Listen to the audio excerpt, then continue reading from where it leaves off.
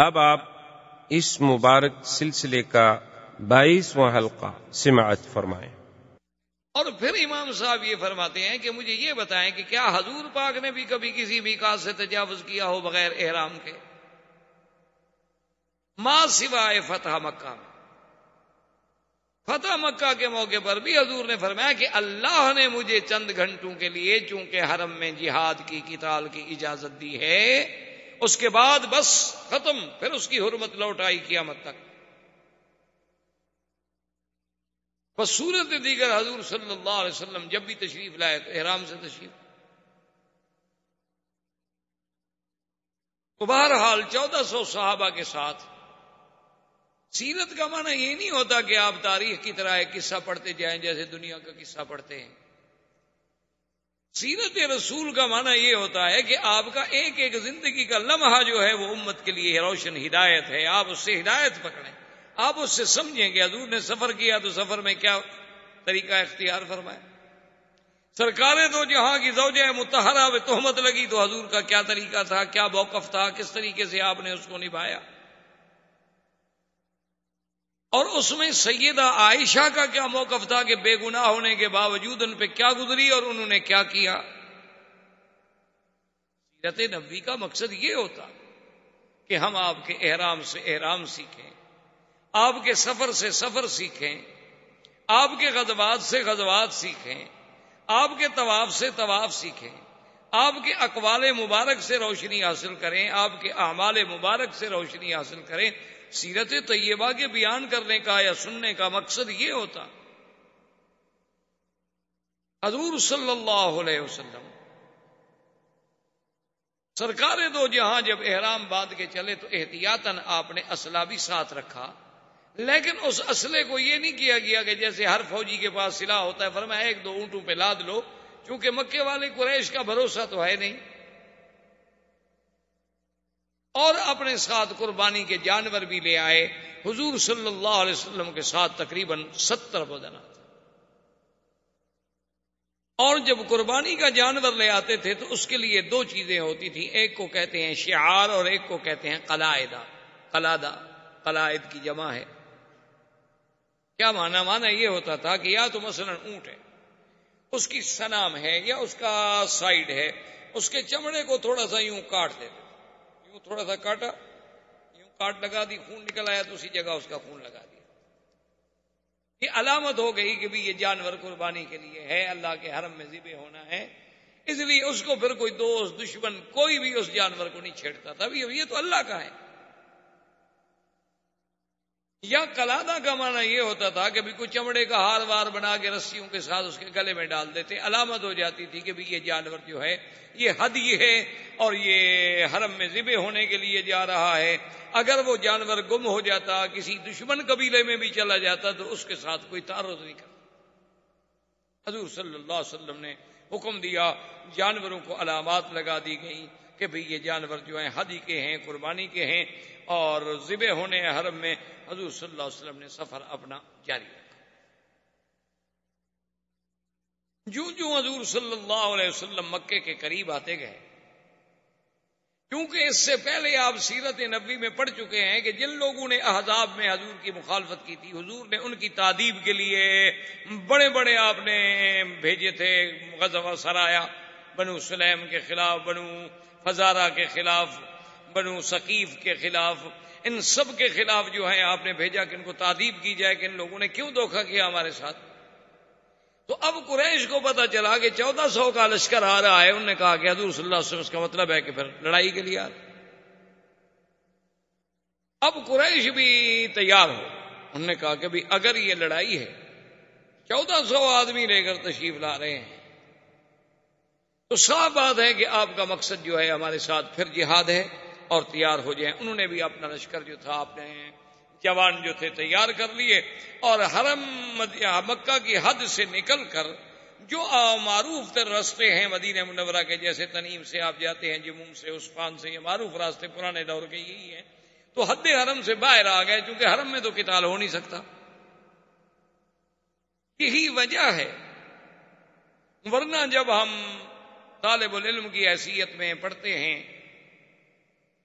تو بڑی عجیب سی بات لگتی تھی کہ مدینہ منورہ کا راستہ تو یہ ہے اور حضور صلی اللہ علیہ وسلم چلے گئے شمیسی حدیبیہ جدے کے راستے میں، تو اتنی دور کا سفر اختیار کرنے کی ضرورت کیوں پیش آئی؟ حضور تو یوں آ رہے تھے نا مدینہ منورہ سے، تو آپ مسجد تنعیم آتے، نیچے جانے کی کیا ضرورت؟ سفر لمبا ہو گیا۔ اس کی وجہ یہ تھی کہ چونکہ اس راستے پر تو قریش نے اپنی فوج کھڑی کر دی مقابلے کے لیے، حضور پاک نے اپنے صحابہ سے فرمایا کہ کوئی ایسا آدمی ہے جو ایسا راستہ جانتا ہو، کیونکہ ہم لڑنے کے لیے تو آئے نہیں، ہم تو عمرہ کرنا چاہتے ہیں، کہ قریش کو بھی پتہ نہ چلے اور ہم کسی طرح حرم میں داخل ہو جائیں۔ ایک صحابی نے کہا کہ حضور مجھے راستے کا علم ہے، راستہ تو مشکل ہے لیکن قریش کو پتہ نہیں لگے گا۔ حضور صلی اللہ علیہ وسلم نے فرمایا کہ دلونی، مجھے بتاؤ وہ راستہ۔ صحابہ کہتے ہیں طریق وعر شدید، بہت مشکل راستہ تھا، کیونکہ پھر وہ نیچے اتر گئے اور وہ راستے استعمال تو ہوتے نہیں تھے، استعمال ہونے والے راستوں میں تو کچھ نہ کچھ سڑکیں چھوٹی موٹی سی بن جاتی ہیں نا، لیکن جس راستے کو کبھی کوئی استعمال نہ کرے، پتھر ہے، پہاڑ ہے، تو نیچے اتر کر حضور صلی اللہ علیہ وسلم کا مقصد یہ تھا کہ ہم حدیبیہ کی جانب سے حرم میں داخل ہو کہ مکے والے یہاں انتظار کرتے رہے، ہم ان کے بالکل پیچھے سے حرم میں۔ حضور صلی اللہ علیہ وسلم جب آپ تشریف لے آئے مقام حدیبیہ پر، جو جدہ اور مکہ کے درمیان ہے، جسے آج کل شمیسی کہتے ہیں، جہاں انہوں نے چوکی لگائی ہوئی ہے کہ کوئی غیر مسلم جو ہے اب اندر داخل نہیں ہو سکتا، چونکہ آگے علامات حرم، تو علامات حرم نظر آنے لگ گئی، یعنی حضور صلی اللہ علیہ وسلم اتنے قریب تو آ گئے، حرم میں تو ابھی داخل نہیں ہوئے لیکن علامات حرم نظر آنے لگ گئی۔ تو اتفاق ایسا ہوا کہ جب وہ علامات حرم بھی نظر آ رہی تھی، حضور صلی اللہ علیہ وسلم کی اونٹنی بیٹھ گئی۔ اب حضور پاک اسے چلانے کی کوشش فرما رہے ہیں، اونٹنی نہیں چلتی۔ صحابہ جو ساتھ تھے حضور صلی اللہ علیہ وسلم کے، انہوں نے بھی اونٹنی کو تھوڑا سا مارا اور چلانے کی کوشش کی، بھی اب تو ہم حرم کے قریب آ گئے، اگر حرم میں ہم داخل ہو جاتے ہیں تو پھر تو کافر بھی ہمارے ساتھ نہیں لڑ سکتے نا، پھر تو نکلیں گے تو لڑیں گے۔ لیکن حضور پاک صلی اللہ علیہ وسلم نے فرمایا حبسها حابس الفیل، اونٹنی کو مت مارو، اس کو اسی طاقت نے روکا ہے جس نے ہاتھیوں کو روکا تھا، میری اونٹنی کی عادت ہی نہیں ہے کہ سفر میں بیٹھ جائے۔ یہ معلوم ہوتا ہے کہ بس اللہ کو یہی منظور ہے، اللہ نے ہمیں روک دیا۔ حضور صلی اللہ علیہ وسلم نے قافلہ اتار دیا، لیکن حرم سے باہر گو سامنے علامات حرم نظر آ رہی ہیں، حدود حرم نظر آ رہی ہے، لیکن ہیں حرم کے باہر۔ مشرکین مکہ کو بھی پتہ چل گیا کہ ہم تو یہاں کھڑے کھڑے انتظار کر رہے ہیں اور حضور صلی اللہ علیہ وسلم تو حرم میں داخل ہو گئے۔ ان کے لیے تو بہت بڑی مشکل پیدا ہو گئی کہ اگر اللہ کے نبی حرم میں داخل ہو گئے تو اب حرم میں ہم قتال نہیں کر سکتے، حرم میں اگر ہم روکیں گے تو پوری دنیا میں خبر اڑ جائے گی کہ یہ مکے والے عجیب ہیں، کہ بھئی احرام باندھا ہوا ہے، اللہ کے نبی آئے ہیں، 1400 آدمی ساتھ ہے، ان کو عمرے سے روک دیا انہوں نے، یصدون عن المسجد الحرام، تو یہ ہمارے لیے ایک بہت بڑا مسئلہ ہو جائے گا۔ انہوں نے بھی پھر اپنے آدمی ادھر پلٹے، لیکن جب وہ قریب آئے تو انہیں پتہ چلا کہ حضور صلی اللہ علیہ وسلم آ تو گئے ہیں لیکن حدود حرم میں داخل نہیں۔ اب وہ ایک اور مشکل میں مبتلا ہو گئے، انہوں نے کہا یہ کیا مطلب، اگر حضور عمرے کے لیے آ رہے تھے تو حرم میں کیوں نہیں داخل ہوئے، پھر حرم میں کے باہر کیوں رک گئے جب مقصد ہی عمرہ تھا، اور اس راستے سے تو ہم تھے ہی نہیں، اگر حضور داخل ہوتے حضور تو کعبے میں پہنچ جاتے، ہمیں پتہ نہ لگتا، اور یہ راستہ تو کبھی کسی نے اختیار ہی نہیں کیا۔ جب حضور نے اتنی مشکل راستہ اختیار بھی فرمایا، پھر حرم میں داخل ہونے سے کیا بات مانے تھی کہ باقی تو 1 قلعہ 2 قلعے کا فاصلہ رہ گیا ہے، لیکن باہر آپ اترے ہیں اور حرم میں نہیں اترے، اس کا مطلب ہے کہ حضور عمرے کے لیے نہیں آئے، یہ ہمیں اندھیرے میں رکھا جا رہا ہے، حضور تو جنگ کے لیے۔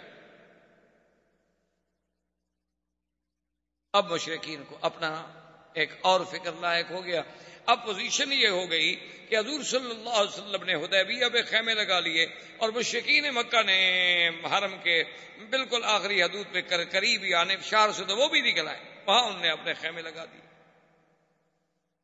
انہوں نے بھی اپنی فوج اتار دی، لیکن دونوں میں کچھ یعنی یوں سمجھ لیں کہ 2-4 فرلانگ 1 کلومیٹر کا فاصلہ ہے۔ اس کے بعد قریش نے کہا کہ بھی ہمیں یہ چاہیے کہ ہم مسئلے کو اچھی طرح سوچیں، تحقیق کریں، ہم اپنا کوئی بندہ بھیجیں جو جا کے تحقیق کرے کہ آخر اللہ کے نبی چاہتے کیا۔ تو سب سے پہلا آدمی جو بھیجا گیا اس کا نام ہے بدیل ابن ورقہ۔ یہ اس وقت اسلام نہیں لے آئے، لیکن بعد میں اللہ نے ان کو بھی اسلام کی دولت سے نوازا۔ بدیل ابن ورقہ آئے، آ کے کیمپ میں آ گئے، حضور صلی اللہ علیہ وسلم کی خدمت میں آئے، سلام کیا، آ کے ملے اور پوچھا بماذا قدمتم یا محمد صلی اللہ علیہ وسلم، وقال نريد العمرہ، ہم تو عمرے کے لیے آئے اور تمہارا کوئی مقصد۔ اس نے کہا حضور آپ عمرے کے لیے آئے ہیں، لیکن ہمیں پتہ چلا ہے کہ 1-2 اونٹوں پر آپ کے ساتھ مکمل ہتھیار بھی موجود ہیں۔ تو نے فرمایا بدیل انی اخاف الغدر من قریش، مجھے قریش پر اطمینان تو نہیں ہے، جو لوگ مکے سے نکل کر مدینے پہ چڑھائی کر سکتے ہیں، جو لوگ احد میں آگے جنگ لڑ سکتے ہیں، جو ابھی غزوہ احزاب میں اتنی فوجیں لے کر چڑھائی کر کے ہمارے خلاف آ گئے، ہم جب ان کے اپنے حدود میں آ رہے ہیں تو کسی وقت بھی وہ غدر کر سکتے ہیں۔ تو ایسا تو نہ ہو نا کہ بالکل آدمی خالی ہاتھ ہو کے دشمن پکڑ کے چھری سے ذبح کرتا رہے اس کو، چلو کم از کم پھر آدمی اپنا دفاع تو کرے گا۔ بدیل ابن ورقہ واپس آ گئے، انہوں نے پوچھا کہ ہاں بھائی تمہاری کیا رائے ہے؟ اس نے کہا مجھے کوئی بات سمجھ نہیں ہے، ویسے تو فرماتے ہیں عمرے کے لیے آئے ہیں، لیکن کہتے ہیں ہتھیار بھی ہیں ہمارے ساتھ۔ اب اللہ کے نبی کوئی بات غلط تو کہہ نہیں سکتے، جو چیز ساتھ ہے ساتھ ہے۔ انہوں نے کہا اچھا نتأکدوا بطریقۃ اخری، ہم ایک اور آدمی کے ذریعے پتہ کرتے ہیں۔ تو انہوں نے حلیس بن علقمہ، یہ احابیش میں سے تھا۔ احابیش جو ہیں یوں سمجھ لیں یہ ذنوج تھے، حبش کے لوگ تھے، بعد میں یہ عرب میں آ گئے تو پھر عربی بھی زبان بھی عرب پوری ہو گئی اور لباس بھی عربی ہو گیا، اشعار بھی عربی ہو گئے، اٹھنا بیٹھنا بھی ہو گیا، لیکن یہ بڑا جنگجو قبیلے تھے، بڑے سخت قبیلے تھے حبش کے، ان کو احابیش کہا جاتا تھا۔ یہ حلیس بن علقمہ جو ہے یہ احابیش کا سردار تھا۔ انہوں نے کہا بھی تم جاؤ پتہ کرو یا تحقیق کرو حضور صلی اللہ علیہ وسلم چاہتے کیا، مقصد کیا۔ حلیس جب آیا حضور پاک نے دور سے دیکھا، صحابہ نے کہا حضور وہ حلیس جو ہے نا احابیش کا سردار وہ آ رہا ہے۔ آپ نے فرمایا یہ لوگ جو ہے نا یہ حرم کے ہدی کی، قربانی کے جانوروں کی بڑی احترام کرتے ہیں، بڑی تعظیم کرتے ہیں، تو تم لوگ سب جو قربانی کے جانور لائے ہو نا ادھر سامنے کھڑے کر دو، اس کو نظر آئیں کہ ہم تو عمرے کے لیے آئے۔ وہ آئے ملے، حضور لما قدمتم، کیوں تشریف لائے؟ فرمایا عمرہ، ما اردنا الا العمرہ۔ اور آپ نے فرمایا کہ تمہیں یہ سارے ہدی کے جانور اور یہ چیزیں نظر نہیں آ رہی؟ اس نے کہا ہاں جی میں دیکھ تو رہا۔ وہ واپس آئے، واپس آنے کے بعد اس سے پوچھا کفار قریش نے کہ ہاں بتلاؤ بھائی تمہارا دل دماغ کیا کہتا ہے؟ اس نے کہا بھی بات یہ ہے کہ بھائی وہ عمرہ ہی چاہتے ہیں، میری تحقیق یہ ہے کہ اللہ کے نبی جنگ کے لیے نہیں آئے، لڑائی کے لیے نہیں آئے، احرام باندھا ہوا ہے، قربانی کے جانور ساتھ ہیں، شعار ہے، ان کے گلوں میں قلائد ہیں، یہ اس طرح لڑنے کے لیے آدمی آتا ہے۔ انہوں نے کہا کہ نہیں نہیں تمہیں کیا پتا، تم تو ایسے بس سرسری اندازے لگا کے آ گیا۔ اس نے کہا سنو مکے والو، میری تحقیق میں اللہ کے نبی عمرے کے لیے آئے ہیں، واللہ لو منعتم لأنفرن علیکم الاحابیش، مجھے خدا کی قسم ہے اگر تم نے محمد مدنی کا راستہ روکا تو میرا قبیلہ جو ہے لڑے گا تمہارے ساتھ۔ یہ کیا ہوا ہے بھائی؟ میں کہہ رہا ہوں کہ تو جھوٹ بولتے ہو، سرسری دیکھ کے مجھے کیوں بھیجا تھا تم نے؟ انہوں نے کہا اچھا بھی ٹھنڈے ہو جاؤ یار، ناراض تو نہ ہو، ہم تو اپنی ایک بات کر رہے ہیں نا، ذرا تسلی ہو جائے، پکی بات ہو جائے، ہم اسی لیے تو تحقیق کر رہے ہیں۔ دیکھو ہم لڑنا چاہتے تو ہم بھی تو جا کے لڑ پڑتے نا، تم اتنا ناراض کیوں؟ اس نے کہا ناراضگی کی کیا بات ہے، میں اپنے آنکھوں سے ایک چیز دیکھ کے آیا ہوں اور تم مجھے کہتے ہو کہ نہیں۔ انہوں نے کہا ٹھہرو، ناراض نہ ہوں، ہم کننا نتأکد مرۃ اخری، ہم چاہتے ہیں کہ ہم پھر بھی کوئی فیصلہ کریں، سوچ سمجھ کر پوری تحقیق ہو جائے کہ واقعی اللہ کے نبی کیا چاہتے۔ اس کے بعد انہوں نے عروۃ ابن مسعود الثقفی، یہ بہت بڑا سردار تھا، بہت بڑا آدمی تھا، بنو ثقیف کا سردار تھا، اور بنو ثقیف جو ہے یہ طائف کا بہت بڑا جنگجو قبیلہ تھا، اور یہ عروۃ ابن مسعود الثقفی ان لوگوں میں ہے جس کے بارے میں کافر کہتے تھے کہ اللہ نے اگر قرآن اتارنا تھا تو عروہ پہ کیوں نہیں اتارا، اللہ نے قرآن اتارنا تھا تو ولید ابن المغیرہ پہ کیوں نہیں اتارا، جو بڑے لوگ ہیں، جن کے قبائل ہیں، جن کے پاس طاقت ہے، دولت ہے، محمد رسول اللہ صلی اللہ علیہ وسلم پہ کیوں اتارا، آپ تو یتیم ہیں، آپ تو غریب ہیں۔ اس کو قرآن نے کہا کہ لولا نزل هذا القرآن على رجل من القريتين عظیم، تو یعنی یہ وہ بڑا آدمی ہے کہ ان دو میں سے یہ ایک تھا۔ اس کے پاس گئے قریش، انہوں نے کہا کہ بھئی تم مہربانی کرو، تم سردار ہو، تمہارا ایک مقام ہے، تم وہاں جانے کے بعد فیصلہ کرو کہ اللہ کے نبی کیا چاہتے ہیں۔ اس نے کہا دیکھو قریشیو، بات سنو، تمہارا دماغ ہے، جس کو بھیجتے ہو واپس آتا ہے، اس کو کہتے ہو تم جھوٹ بولتے ہو۔ بھئی جس کو بھیجتے ہو اس کی ایک رائے ہے، اگر اس کی رائے کا کوئی احترام نہیں تو اس کو بھیجتے کیوں؟ یہ بات یاد رکھ لو، اگر تم مجھے بھیج رہے ہو تو پھر میں جو فیصلہ کروں گا، میری جو رائے ہوگی وہ حتمی ہوگی اور تمہیں ماننی پڑے گی، ورنہ کسی اور کو بھیج دو۔ انہوں نے کہا کہ نہیں، آپ جو بھی کہیں گے ہم مانیں۔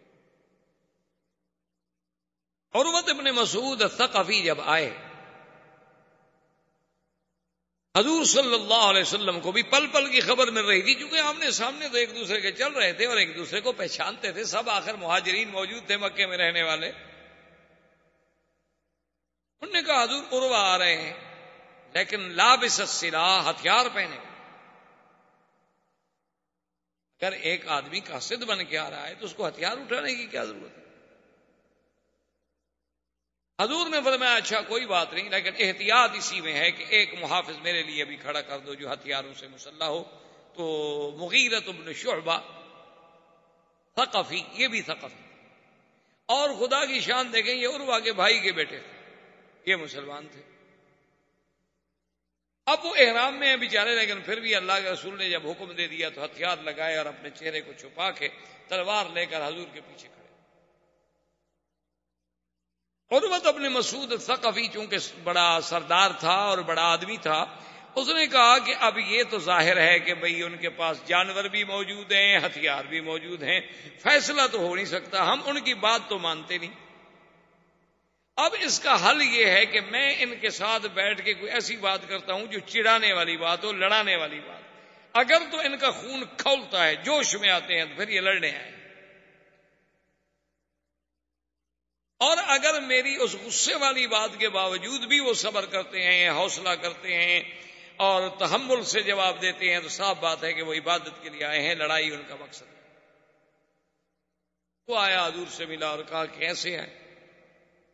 حضور نے فرمایا عمرے کے لیے۔ اس نے کہا حضور عمرے کے لیے جو آتا ہے تو پھر ہتھیار لے کے تو نہیں آتا،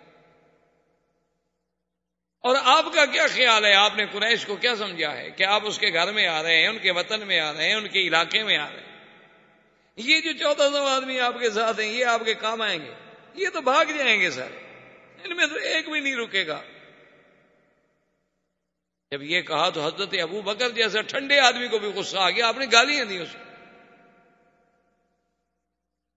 فسبہ سبا شدیدا، حضرت ابو بکر جیسا آدمی جس نے کبھی کسی کو گالی نہیں دی، غصے میں آ گئے اور گالی کہا کہ ہم حضرت اللہ کے نبی کو چھوڑ جائیں گے؟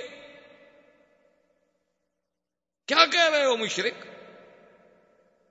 ٹھیک میرے اللہ نے کہا ہے کہ مشرک پلیت ہوتا ہے، تم پلیت ہو، ہمارے بارے میں گندے خیالات رکھتے ہو کہ ہم اللہ کے نبی کو چھوڑ دیں گے۔ اس نے کہا ابو بکر تمہارا مجھ پر ایک بہت بڑا احسان ہے، تمہیں شاید بھول گیا ہو لیکن تمہارا مجھ پر احسان ہے، اگر وہ احسان نہ ہوتا نا تو میں بھی تمہیں آج گالیوں کا بدلہ دیتا، مجھے بھی گالیوں کا جواب دینا آتا ہے، لیکن تمہارے اس احسان کو میں نہیں بھول سکتا، میں تمہیں گالی نہیں دے سکتا۔ حضور نے فرمایا ابو بکر کیا کر رہے ہیں؟ ایک بندہ ہمارے پاس ملنے کے لیے آیا ہے، اس نے کہا یا رسول اللہ اس نے یہ کیوں کہا کہ ہم نعوذ باللہ آپ کو چھوڑ دیں؟ اور اس کے بعد عروۃ بن مسعود نے یہ کیا، عرب میں ایک یہ بھی عادت تھی کہ کبھی تو احتراماً اور کبھی استہزاءً اگر کسی کو چڑھانا ہوتا تو اس کی داڑھی میں ہاتھ یوں پکڑتے، وہ بات کر، ہمارے ملکوں میں بھی رواج ہے، ادب کریں تو کہتے ہیں یار مہربانی کرو یار معاف کر دو، اور کسی کو اگر چھیڑنا ہو تو پکڑ دیں یار کیا ہے کیا تم، تو اس نے حضور کی داڑھی کی طرف ہاتھ بڑھایا تو مغیرہ جو دیکھ رہے تھے ضربہ بالسیف، مغیرہ نے تلوار کے الٹی طرف سے ہاتھ پہ مارا، اسے کہا کہ ابعد یا عدو اللہ، اے اللہ کے دشمن پلید ہاتھ مت لگاؤ میرے مدنی کو، اگر تم نے دوبارہ ہاتھ بڑھایا واللہ خدا کی قسم ہے پھر یہ ہاتھ تمہارے ساتھ دوبارہ نہیں اٹھے گا، زمین پہ کٹا ہو۔ میں دیکھا من ھذا الفظ الغلیظ، یہ کون ہے؟ سخت درشت غلیظ سخت گندی بات کہنے والا ہے کون؟ میں نہیں پتا میں کون ہوں، کس کے ساتھ بات کر رہے ہو؟ حضور نے فرمایا عروہ اما عرفتہ، پہچانا نہیں اس کو؟ حضور میں نہیں پہچانا، کون ہے یہ تو بڑا کوئی بد اخلاق آدمی ہے، میں تو ویسے ہی آپ کی داڑھی کو ہاتھ لگا رہا تھا، میرا کوئی توہین کا مقصد نہیں تھا، اس نے مجھے خام خواہ تلوار مار دی۔ حضور نے فرمایا ہوا ابن اخیک، یہ تمہارے بھائی کا بیٹا ہے، مغیرہ ہے۔ کہنے لگا او مغیرہ تم ہو؟ تو اس نے کہا، کہنے لگا اچھا وہ میرا احسان بھول گئے، ابھی کل ہی تو میں نے تمہاری جان بچائی ہے، وہ بھی بھول گئے تم، اور آج اپنے چاچے کے ہاتھ میں تلوار مار رہے ہو، میرے احسانات کو بھی تم نے بھلا دیا ہے۔ اصل میں مغیرہ جو تھا یہ اسلام لانے سے پہلے یہ اپنے بنی مالک کے 12-13 آدمیوں کے ساتھ مصر گئے،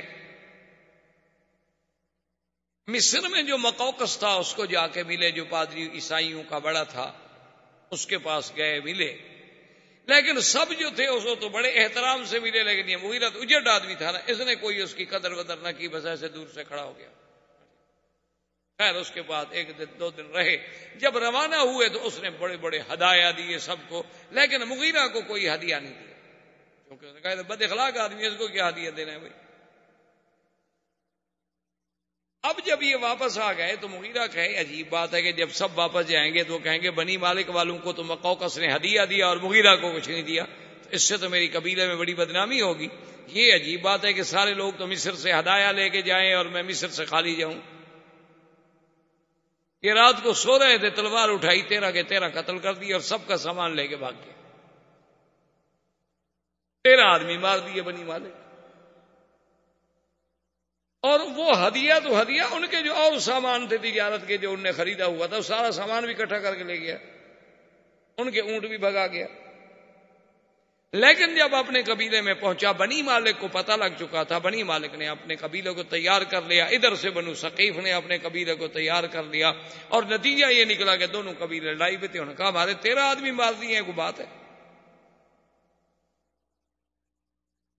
اور یہ بھاگ گیا، یہ تو چھپ گیا، لیکن دونوں قبیلے آمنے سامنے ہو گئے۔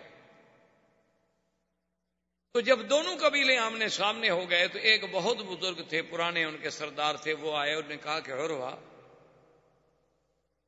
لا تفنی قومک ولا تفنی بنی مالک، اپنی قوم کو بھی فنا نہ کر، بنی مالک کو بھی فنا نہ کرو، اگر تمہاری جنگ چھڑ گئی نا تو دونوں قبیلے برباد ہو جاؤ، کیونکہ دونوں مضبوط قبیلے،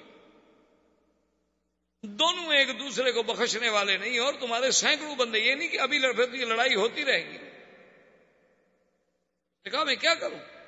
کہا تمہارے بھائی کے بیٹے کی زیادتی ہے، تم سردار ہو، بنی مالک کا کیا قصور ہے؟ بھی ان کے 13 آدمی مارے گئے ہیں، سیدھی بات ہے میں ان کو راضی کرتا ہوں، لیکن تم دیت ادا کرو۔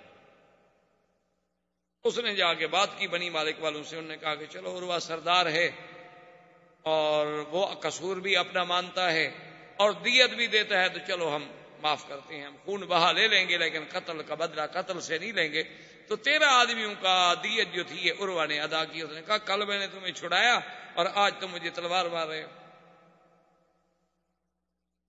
اچھا، یہ سارا سامان اونٹ وونٹ لے کے یہ بھاگ کے سیدھا مدینے شریف چلا، حضور کی خدمت میں پہنچ گیا، کہنے لگا حضور میں مسلمان ہوتا ہوں، اور سارا واقعہ سنایا۔ آپ نے فرمایا ام الاسلام فنقبل، تمہارا اسلام تو ہم قبول کرتے ہیں، ام المال فلا، یہ جو مال تم نے لیا ہوا ہے یہ تو غداری کا ہے، چوری کا ہے، یہ نہیں ہم قبول، یہ واپس کرو بنی مالک جن کا ہے۔ اس نے کہا حضور اگر اسلام کا حکم ہے تھی،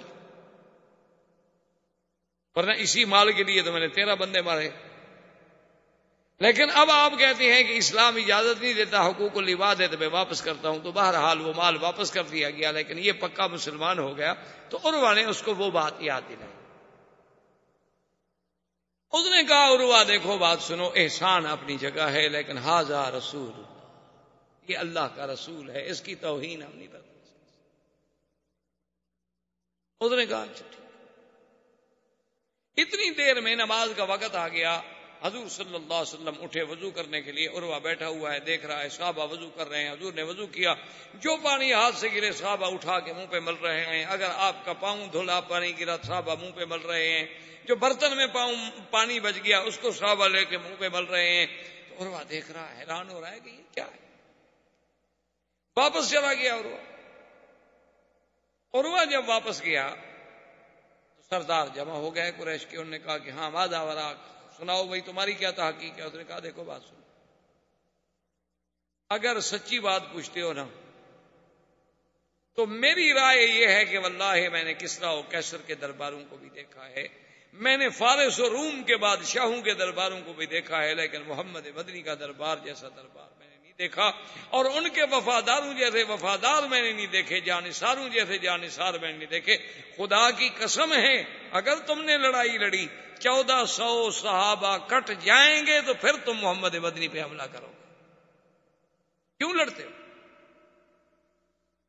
سیدھی بات یہ ہے، میری رائے یہ ہے کہ سنو کوئی فیصلہ کرو۔ انہوں نے کہا ٹھیک، سوچتے آخر کی معمولی بات تو نہیں، ہمارے لیے تو بڑا مسئلہ ہے نا کہ بغیر اجازت کے، بغیر اس کے حضور آئے عمرہ کر کے چلے جائیں، تو ہم تو مر گئے کہ ہمارے گھر میں ہم نہ روک سکے۔ بہرحال تمہاری رائے ہے، ہم اس پہ غور کرتے ہیں۔ تو انہوں نے اپنا غور کرنا شروع کیا۔ اتفاق کی بات یہ ہے کہ حضور صلی اللہ علیہ وسلم جس جگہ پہ موجود تھے پانی نہیں، صحابہ نے آ کے عرض کیا کہ یا رسول اللہ صلی اللہ علیہ وسلم ہمارے پاس پانی نہیں ہے، اور اب یہ پانی اتنا بچا ہے جو صرف آپ کے برتن میں ہے۔ آپ نے فرمایا ابھی کنواں تلاش کرو، نے فرمایا لیس فیہا ابیار الا بیر، یہاں اور کوئی کنویں نہیں ہے، ایک کنواں ہے جو ہم نے تلاش کیا ہے لیکن وہ خشک پڑا ہے، اس میں کچھ نہیں۔ آپ نے فرمایا دلو نہیں، چلو لے جاؤ مجھے اس کنویں پہ۔ حضور اس کنویں پہ تشریف لے آئے، اور جو اپنا پانی بچا ہوا تھا اس پانی میں آپ نے پڑا، اور اس پانی میں آپ نے اپنا لعاب دہن ڈالا، اور صحابی سے کہا بھی تم اتر جاؤ، اور رسی پکڑ کے اتر گیا۔ فرمایا کہ اپنے تیر کے ساتھ اس کے درمیان میں تھوڑی سی کھدائی کرو۔ اس نے تیر کے ساتھ لکڑی کے ساتھ کھدائی، جب کھدائی کر لی تو حضور نے فرمایا یہ پانی اسی جگہ ڈال دو۔ صحابہ کہتے ہیں بس وہ پانی ڈالنے کی دیر تھی کہ امتلا البیر، تو کنویں کا چشمہ ابل پڑا۔ اسی اثنا میں حضور صلی اللہ علیہ وسلم نے اپنے صحابہ کو بلایا، فرمایا کوئی بات نہیں ہو رہی، ایک آتا ہے چلا جاتا ہے، پھر ایک اور آ جاتا ہے چلا جاتا ہے، پھر ایک اور آ جاتا ہے چلا جاتا ہے، یہ وہ بات تو نہ ہوئی نا، بات تو کنارے نہیں لگ رہی۔ آپ نے فرمایا یا عمر، حاضر یا رسول اللہ، فرمایا جاؤ ابو سفیان سے بات کرو، ابو سفیان آخر سردار ہے، یہ باقی لوگ جو آ رہے ہیں وہ خود سردار کیوں نہیں بات کرتا؟ حضرت عمر نے عرض کیا، اس نے کہا یا رسول اللہ منا و صدقنا، آپ کا حکم ہے تو میری تو جان حاضر ہے، لیکن آپ جانتے ہیں میرے ساتھ جو کافروں کا تعلق ہے وہ تو میرا نام نہیں سن سکتے، آج 1400 سال کے بعد نہیں سن سکتے، تو اس وقت کتنا قریب میں غصہ ہوگا، یعنی 1400 سال گزر گئے، آج بھی لوگوں کو سیدنا عمر کے نام سے بغض ہے۔ آپ کے ہندوستان میں وہ گزرا ہے نا نور اللہ شوستری، نور اللہ شوستری جس کو یہ روافض جو ہیں شہید پنجم کہتے ہیں، ان کا بہت بڑا ایک عالم تھا، وہ آپ نے سنا ہوگا، تاریخ تو آپ ہم سے زیادہ جانتے ہیں، تاریخ کے علاوہ آپ نور جہاں کو بھی زیادہ جانتے ہوں گے، ہم تو دور کے لوگ ہیں، نور جہاں کا استاذ بھی تھا۔ تو اس نور اللہ شوستری جب آیا ہندوستان میں تو اس نے اپنے مذہب کو چھپائے رکھا، تو کافی عرصے کے بعد جب اس نے اپنی گرپ مضبوط کر لی، اپنے ہاتھ پاؤں پھیلا لیے، تو اس نے ایک شعر لکھا کہ مجھے اپنی عمر سے اس لیے چڑ ہے کہ میری عمر میں بھی عمر کا نام آتا ہے، اس لیے مجھے اپنی عمر بھی پسند نہیں، کیونکہ آپ کی عمر کتنی ہے جی؟ تو عمر میں عمر کا نام تو آ گیا نا، اس لیے میں تو اس لفظ سے بھی چڑھتا ہوں۔ تو وہ بڑا ایک تاریخی واقعہ ہے کہ بادشاہ جب فیصلہ کرتے تھے تو ملکہ پیچھے ہاتھ رکھ کے بیٹھتی تھیں، اور وہ ہاتھ اٹھا لیتی تھیں، تو اس کا مطلب یہ ہوتا تھا کہ اشارہ تھا کہ بس اب بادشاہ کوئی فیصلہ نہ کریں، تو بادشاہ مجلس برخاست کر دیتے تھے۔ بادشاہ کو پتہ چلا کہ اس نے سیدنا عمر کی توہین کی ہے، بادشاہ نے اسے دربار میں طلب کر لیا۔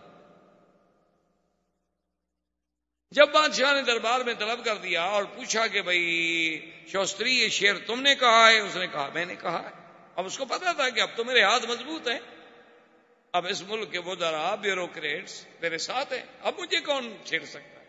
اب بادشاہ تھوڑا مجھے سزا دے سکتا ہے، اب تو میرے پیچھے بھی ایک قوت ہے، اور سب سے بڑی قوت جو ہے ملکہ ہے، وہ میری شاگرد ہے، اور اس کے حکم کے بغیر بادشاہ کو فیصلہ کر ہی نہیں سکتا۔ تو انہوں نے کہا ہاں جی میں نے شعر لکھا۔ اپنے بادشاہ نے کہا سوچ لو، میں تمہیں 10 منٹ دیتا ہوں، سوچ لو۔ انہوں نے کہا جی 10 منٹ سوچنا ہو یا 10 سال سوچنا ہو، میں نے شعر لکھا ہے اور میں عمر سے بغض رکھتا ہوں۔ اب ملکہ نے پیچھے سے ہاتھ اٹھا لیا، لیکن بادشاہ بیٹھا ہوا ہے، مجلس برخاست نہیں کر رہا۔ تو بادشاہ نے پھر کہا کہ سوچ لو۔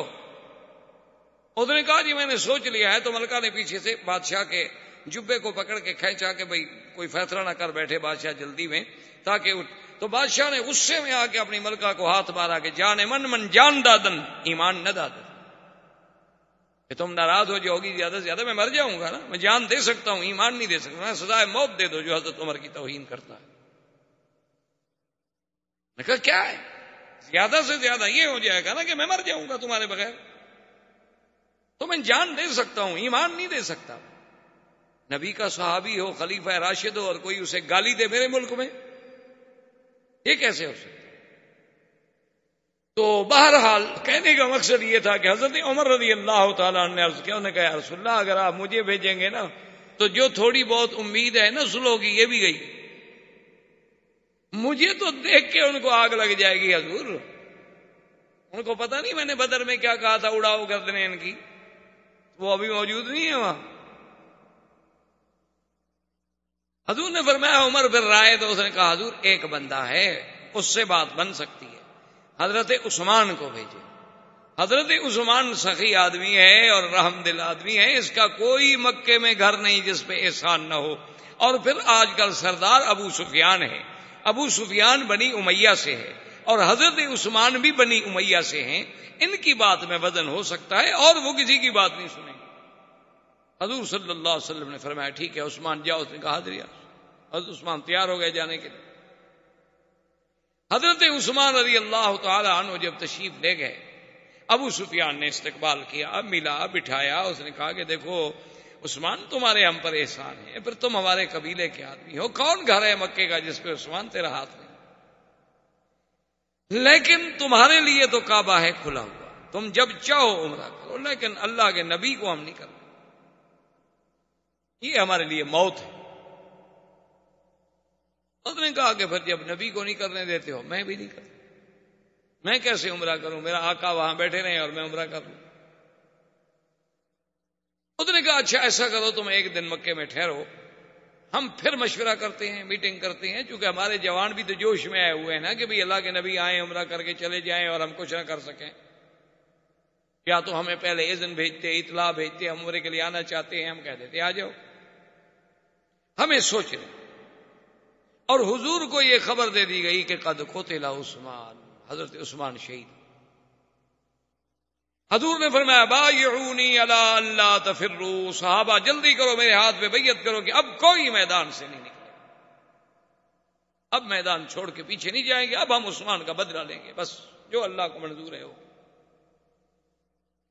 تو درخت کے نیچے حضور بیٹھے ہیں اور صحابہ آ کے بیعت کر رہے ہیں۔ یہ وہی منظر ہے جس کو قرآن کہتا ہے ید اللہ فوق ایدیہم، کہ محمد مصطفیٰ جب آپ بیعت کر رہے تھے ایک صحابی کا ہاتھ ہے اور ایک آپ کا ہاتھ ہے اور اس پر اللہ کا، یہ وہ منظر تھا۔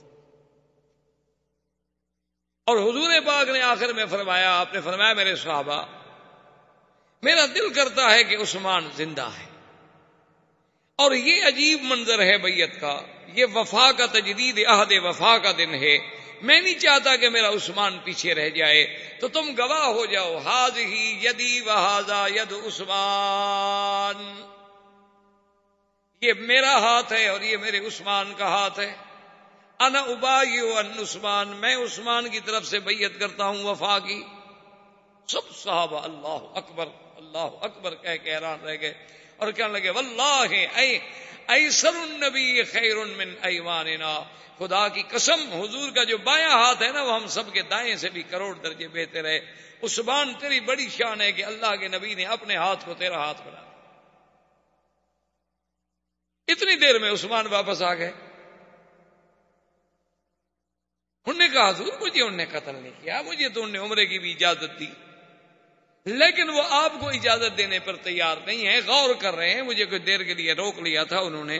اب کافروں کو بھی پتہ چلا کہ 1400 بندے نے بیعت کر لی ہے کہ مر جائیں گے لیکن پیچھے نہیں ہٹیں گے۔ ابو سفیان نے کہا دیکھو جنگ ٹھیک نہیں، آخر 1400 آدمی جو جم جائے میدان میں، چلو ہمارا 1400 نہ مار سکے 700 ہی مار دے تو اتنا بڑا نقصان ہوگا، اس لیے بہتر ہے کہ ہم کوئی حل نکالیں صلح کا۔ تو انہوں نے کہا کہ ٹھیک ہے تم سردار ہو۔ اس نے سہیل ابن عمرو کو بلایا اور حکم دیا کہ جاؤ اور حضور سے صلح۔ سہیل ابن عمرو جب آنے لگے تو حضور کو خبر ملی کہ سہیل ابن عمرو آ رہے ہیں، یہ بھی مسلمان تھے، بعد میں اللہ نے ان کو بھی اسلام نصیب کیا۔ تو حضور نے فرمایا سہل اللہ امرکم، سہیل آ رہا ہے نا، معلوم ہوتا ہے اللہ نے تمہارا کام کوئی آسان کر دیا ہے، سہل سے ہے نا۔ سہیل آ گئے، بیٹھے حضور کے ساتھ، انہوں نے کہا حضور ہم صلح کرنا چاہتے ہیں۔ حضور ٹھیک کیا صلح؟ انہوں نے کہا حضور سب سے پہلی شرط تو یہ ہے کہ اس سال آپ عمرہ نہیں کریں گے، واپس جائیں، اس کے بدلے میں اگلے سال آپ کو 3 دن کے لیے اجازت ہوگی کہ آپ پورے صحابہ کے ساتھ بھی چاہیں تو تشریف لے آئیں، عمرہ کریں، ہتھیار نہیں ہوں گے علت سے، صرف ہر آدمی اپنے پاس ایک تلوار رکھ لے گا، چونکہ تلوار تو ایک ان کا یعنی زیور تھا نا، عرب میں تلوار کے بغیر آدمی تو سمجھا جاتا تھا کہ آدمی نامکمل ہے۔ انہوں نے کہا تلوار ہوگی لیکن وہ بھی غماد میں یعنی اپنے اپنے کیسوں میں ڈالی ہوئی ہوگی، کھلی نہیں۔ ٹھیک ہے، دوسری شرط کیا ہے؟ اس نے کہا حضور دوسری شرط یہ ہے کہ 10 سال کے لیے ہم آپس میں نہیں لڑیں گے، 10 سال کے لیے آپ کی ہماری صلح، نہ آپ ہم پہ حملہ کریں گے نہ ہم آپ پہ حملہ، نہ آپ ہمارے دشمنوں کی مدد کریں گے نہ ہم آپ کے دشمنوں کی مدد کریں گے۔ تو تیسری شرط اس نے کہا حضور یہ ہے کہ جتنے قبائل ہیں جو آپ کا حلیف بننا چاہے اس کی مرضی، جو ہمارا حلیف بننا چاہے اس کی مرضی، یعنی جو ہمارے ساتھ ملے اس کی مرضی، جو آپ کے ساتھ ملے اس کی مرضی، اور جو ہمارے ساتھ ہوگا وہ گویا کہ ہم ہوں گے، جو آپ کے ساتھ ہوگا وہ آپ۔ انہوں نے فرمایا اس کے علاوہ اور کیا شرط؟ اس نے کہا حضور ایک ہماری اور شرط یہ ہے کہ اگر کوئی بندہ مسلمان ہو کے مکہ چھوڑ کے مدینہ منورہ چلا جائے اور اس کا ہم مطالبہ کریں یعنی ہم مانگیں تو آپ کو واپس کرنا ہوگا، اور اگر کوئی مسلمان خدا نہ کرے مرتد ہو گیا وہ واپس مکے آ جائے، آپ چاہے مانگیں گے بھی تو ہم نہیں دیں گے۔ ٹھیک، ساری باتیں جب ہو گئی حضور نے فرمایا ٹھیک مجھے ساری باتیں قبول۔ آپ نے فرمایا حضرت علی سے کہ حضرت علی اور معاہدہ لکھو۔ ابھی معاہدہ نہیں لکھا گیا تھا کہ ابو جندل اسی سہیل ابن عمرو کا بیٹا تھا، جو سہیل صلح کے لیے آیا ہوا اسی کا بیٹا ہے، وہ مسلمان ہو چکا تھا اور اس کو اس نے قید کیا ہوا تھا گھر میں کہ بھی تم مدینے کہیں بھاگ نہ جائے۔ اس کو پتا چلا نا کہ حضور اتنے قریب آ گئے ہیں تو اس نے اپنا رشتہ داروں سے مل ملا کے اسی زنجیروں کی حالت میں بھاگا اور جناب پہنچ گیا۔ وہ مسلمان نے دیکھا تو اللہ اکبر یا خونا ابو جندل صحابی ہمارا ایک آ گیا، مسلمان ہمارا ایک آ گیا۔ اور جب حضور کے سامنے آیا اس نے سلام کیا تو سہیل نے کہا یا رسول اللہ آپ کا ہمارا معاہدہ ہو چکا ہے، ھذا اول اسیر، یہ پہلا آدمی ہے جو آپ نے ہمیں واپس کرنا. حضرت عمر کھڑے ہو گئے. انہوں نے کہا کہ حضور ابھی ہم نے سلو نہیں لکھی, ابھی تو ہمارے معاملات طے ہو رہے ہیں, سلو نامہ لکھا ہی نہیں گیا, فریقین کے دستخط بھی نہیں ہوئے, تو اب ہم کیوں عمل کریں؟ حضور نے فرمایا اما یکفی کا کلمہ یا عمر, عمر زبان سے نکلی ہوئی بات کافی نہیں ہوتی, بندہ اپنی زبان سے نکلی ہوئی بات کا پابند نہیں ہوتا. چپ کر گیا. سہیل نے کہا حضور پہلے یہ میرا قیدی واپس کرو, اس کے جا کے میں وہاں چھوڑ آتا ہوں, پھر واپس آ کے سلو لکھوں گا. تو حضور نے فرمایا ابو جندل واپس چلے جاؤ. اس نے کہا حضور مجھے پھر دشمنوں کو دے رہے ہیں آپ. حضور نے فرمایا چلا اللہ ان یجعل لک فرجا مخرجات, اللہ تمہارے لیے کوئی راستہ پیدا کرے. اور اسی زنجیروں کی حالت میں سہیل نے کہا کہ ابو جندل سے کہ چلو. ابو جندل کو لے کے چلے. حضرت عمر جناب آہستہ آہستہ ابو جندل کے قریب گیا. اس نے کہا ابو جندل ان المشرکین نجس ودمہم دم کلاب, یہ مشرکین پلیت ہوتے ہیں, ان کا تو خون کتے کا خون ہوتا ہے. یہ تلوار میں تمہیں دیتا ہوں, مارو اس کو اڑا دو. تم تو معاہدے میں شریک نہیں ہو نا, تم تو پابند نہیں, تم تو قیدی ہو ان کے پاس. معاہدے میں تو ہم پابند ہیں نا جو یہاں موجود تھے, انہوں نے معاہدہ کیا, تم تو معاہدے میں شریک نہیں ہو, تم تو خود قیدی ہو. تم کون سے معاہدے کے پابند ہو؟ آہستہ آہستہ عمر ساتھ جا رہے ہیں اور تلوار دینے کی کوشش کر رہے ہیں. اس نے کہا کہ نہیں میرا باپ ہے. مشرک ہے الگ بات ہے, لیکن باپ تو ہے نا. اس نے کہا کہ نہیں کیا باپ ہے, کافر ہے, اڑاؤ اس کو. لیکن ابو جندل نے ہمت نہ کی. حنا علی ابیہ, اپنے شفقت باپ کی محبت جو تھی وہ غالب, وہ لے کے چلا گیا. اس نے جا کے ابو سہیل کو وہیں چھوڑا, ابو جندل کو وہیں چھوڑا, واپس آ گیا. حضور صلی اللہ علیہ وسلم نے فرمایا علی لکھو. حضرت نے لکھا بسم اللہ الرحمن الرحیم. اس نے کہا لا یا رسول اللہ ما نعرف الرحمن الرحیم, ہم تو نہیں جانتے رحمان رحیم کیا ہے. یہ نہ لکھیں, آپ لکھیں بے اسمی کا اللہم. حضور نے کہا لکھو. حضرت نے لکھ, چلو بھائی رحمان بھی اسی کا نام, اللہ اسی کا. اور حضرت علی نے لکھا بن محمد الرسول اللہ. یہ معاہدہ کس کی طرف سے ہو رہا ہے؟ حضور کی طرف سے اور سہیل ابن عمرو کی طرف سے. سہیل نے کہا لا یا رسول. اس نے کہا حضور یہ نہیں ہے, ہم تو معاہدہ کرنے آئے ہیں آپ کے ساتھ, رسول اللہ کے ساتھ نہیں. اگر ہم نے آپ کو رسول اللہ مان لیا اور اس معاہدے پہ دستخط کر دیے تو جھگڑا کس بات کا ہے پھر آپ کے ساتھ ہمارا؟ یعنی میرے خیال میں آپ کا بارٹ لا بھی اتنی اچھی کراس ایگزامینیشن نہیں کر سکتا. اتنے سمجھدار تھے وہ قریش اس دور میں. انہوں نے کہا جی جب معاہدے کے اوپر لکھا ہو بن محمد رسول اللہ اور نیچے ہم دستخط کرتے تو ہم نے تو آپ کو رسول اللہ مان لیا, ہم تو نہیں مانتے. آپ لکھیں من محمد ابن عبداللہ, ہم تو محمد ابن عبداللہ سے معاہدہ کر رہے ہیں. حضور نے کہا علی کاٹ دو اور لکھو بن محمد. اس نے کہا حضور لا, میں نہیں کاٹ سکتا, آپ کا نام لکھ کے کاٹ دوں, رسول اللہ کا لفظ لکھ کے کاٹ دوں. حضور نے فرمایا ام ہو یا علی. قال واللہ لا ام ہو یا رسول اللہ, خدا کی قسم ہے میں نہیں کاٹ سکتا. حضور نے فرمایا ادھر لاؤ, لے آؤ کاغذ. دیا حضور نے اپنے ہاتھ سے لکھا. آپ نے کہا لکھو محمد بن عبداللہ. میں محمد بن عبداللہ نہیں ہوں. جب معاہدہ لکھ لیا گیا, معاہدہ طے ہو گیا, حضور صلی اللہ علیہ وسلم نے ارادہ ختم فرما دیا, حکم دیا بھی حلال ہو جاؤ, جانور ذبح کر دو, سر مڈا لو. صحابہ چپ کر کے بیٹھے ہوئے ہیں. حضور غصے میں آئے, بی بی ام سلمہ کے خیمے میں تشریف لائے اپنی بیوی کے. کہا کہ کیا بات ہے, میں حکم دیتا ہوں کہ اٹھو سر مڈاؤ, جانور ذبح کرو, اور صحابہ چپ کر کے بیٹھے ہوئے ہیں. میں نے دوبارہ اس لیے حکم نہیں دیا کہیں میری نافرمانی کریں اور اللہ کا غضب نہ آ جائے. بی بی ام سلمہ نے کہا حضور یہ ہو سکتا ہے کہ آپ کے جانثار آپ کی تعمیل نہ کریں, وہ انتظار میں بیٹھے ہیں کہ پتہ نہیں کوئی وحی آ جائے کہ بھی چلو عمرہ کرو. آپ سب سے پہلے اپنا جانور ذبح کریں, اپنے سر پہ اس طرح پھروائیں, دیکھیں صحابہ کیا کرتے ہیں. حضور پاک نے اپنے سر پہ اس طرح پھروایا, اپنے جانور کو ذبح کیا. صحابہ دوڑ پڑے, انہوں نے کہا جی بات ختم, بات ختم. اب تو امید ختم ہوگی, جب حضور نے احرام کھول دیا ہے تو اب ہم کون. سب نے احرام کھول دیا اور چل پڑے. اسی راستے میں یہ آیت نازل ہوئی انا فتحنا لک فتحا مبینا. یہ آیت مبارک نازل ہوئی. حضور نے حضرت عمر کو بلایا، فرمایا ایک ایسی آیت اتری ہے کہ آسمان و زمین کے خزانے مجھے مل جائیں خوشی نہ ہوگی. تو نے کہا حضور اچھا مکہ بھی فتح ہوگا کہ نہیں؟ حضور نے کہا نہیں، مکہ بھی فتح ہوگا. یہ صلح حدیبیہ کو فتح قرار دیا گیا. وجہ کیا تھی کہ کل تو قریش کہتے تھے نا ساحر ہے، جادوگر ہے، نعوذ باللہ پرانی باتیں کہنے والا ہے. آج انہوں نے فریق مان کے بیٹھے صلح کرنے کے لیے. اس سے بڑی فتح ہے کہ دشمن آپ کی قوت کو تسلیم کر لے. اللہ کے نبی نے فرمایا انا فتحنا لک فتحا مبینا.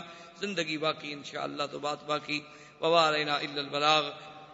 برادران اسلام، واجب الاحترام بزرگوں، دوستوں، عزیز نوجوانوں،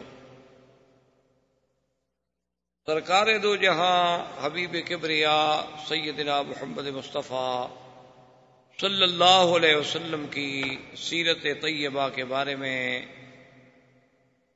جو سلسلہ درس اللہ کی رحمت سے شروع ہے،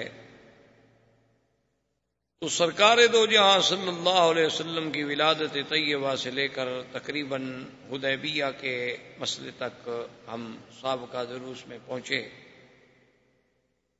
کہ سرکار دو جہاں صلی اللہ علیہ وسلم عمرے کے لیے تشریف لے آئے، لیکن کافروں نے آپ کو روک دیا. اس کے بعد مختلف واقعات اور حوادثات پیش آتے رہے، لیکن بات یہاں تک پہنچی کہ کفار مکہ کی طرف سے سہیل ابن عمرو حضور صلی اللہ علیہ وسلم کے ساتھ شرائط صلح طے کرنے کے لیے آ گیا. شرائط صلح جو طے کی گئیں ان میں سب سے پہلی شرط تو یہ تھی کہ اس دفعہ حضور صلی اللہ علیہ وسلم ماں اپنے صحابہ کے واپس مدینہ شریف تشریف لے جائیں گے اور عمرہ نہیں کریں گے، مکہ میں داخل نہیں.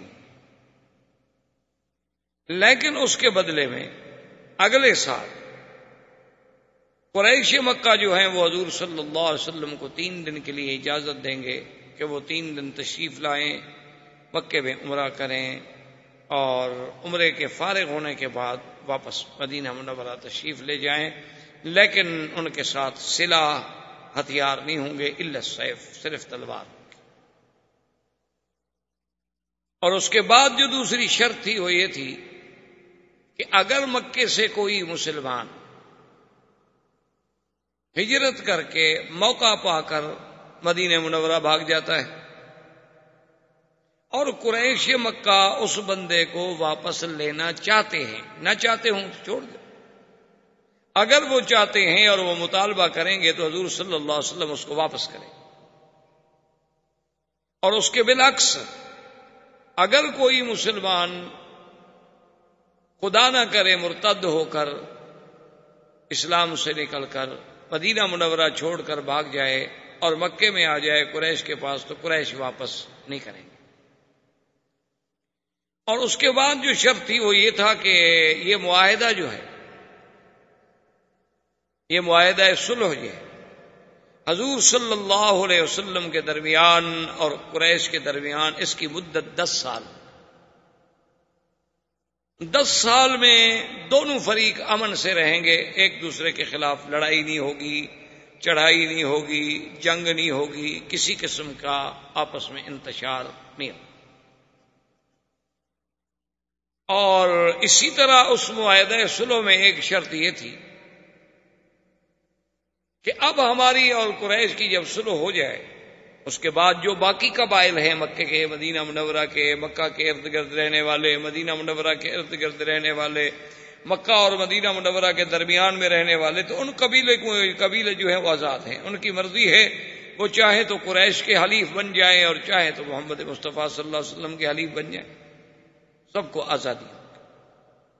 اور جو حلیف کسی کا بنے گا اس پر اگر کوئی چڑھائی کرے گا تو وہ حلیف اپنا تحفظ کے لیے وہ اس کا آپ کو ساتھ دینا ہوگا. اور اس حلیف کے خلاف بھی اگر کوئی مثلا ایک قبیلہ حلیف بن گیا قریش کا، اگر مسلمان اس کے خلاف زیادتی کرے تو وہ قریش کے خلاف سمجھی جائے گی، معاہدے کی خلاف ورزی ہو. ساری شرطیں حضور صلی اللہ علیہ وسلم نے قبول فرما لی ہیں، اور صحابہ حیران ہیں کہ بھی ایسی شرطیں قبول کی جا رہی ہیں، اس میں تو ہماری بہت بڑی کمزوری ہے۔ لیکن حضور صلی اللہ علیہ وسلم تو اس واقعے سے بات سمجھ گئے تھے کہ جب آپ کی اونٹنی کو روک دیا گیا تو حضور تو سمجھ گئے بھی اللہ نے روک دیا ہے، بس اب اسی میں اللہ کی حکمت ہے، اور اللہ کے نبی کا ہر فیصلہ جو ہے وہ حکم خداوندی کے تابع ہوتا ہے۔ لیکن صحابہ بڑے حیران ہیں۔ بہرحال حضور صلی اللہ علیہ وسلم نے جب شرائط قبول کر لی ہے تو آپ نے حکم دیا سیدنا علی رضی اللہ تعالیٰ عنہ کو، چونکہ وہ کاتب الوحی تھے، حضور صلی اللہ علیہ وسلم کے کاتب تھے، کہ بھی معاہدہ لکھا جائے۔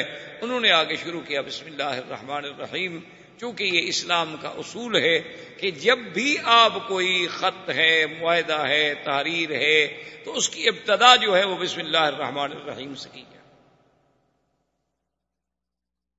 تو سیدنا علی رضی اللہ تعالی عنہ نے جب لکھا بسم اللہ الرحمن الرحیم، سہیل ابن عمرو جو تھے وہ فوراً بول پڑے۔ انہوں نے کہا کہ یا محمد صلی اللہ علیہ وسلم، ہم رحمان اور رحیم نہیں جانتے۔ ان کو اللہ کی صفتوں کا پتہ ہی نہیں تھا کہ صفات کیا ہوتی۔ ہم تو صرف اللہ کو مانتے ہیں، خدا کو مانتے ہیں کہ وہ آسمانوں اور زمینوں کا خالق ہے، مالک ہے۔ ہم رحمان رحیم تو جانتے نہیں، آپ لکھیں بے اسم کا اللہم۔ حضور نے حکم دیا، حضرت علی رضی اللہ تعالی نے پہلے انکار کیا لیکن مان گئے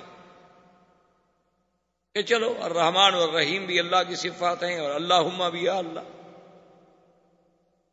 اس کے بعد انہوں نے لکھا کہ ھذا ما قاضى علیہ محمد الرسول اللہ،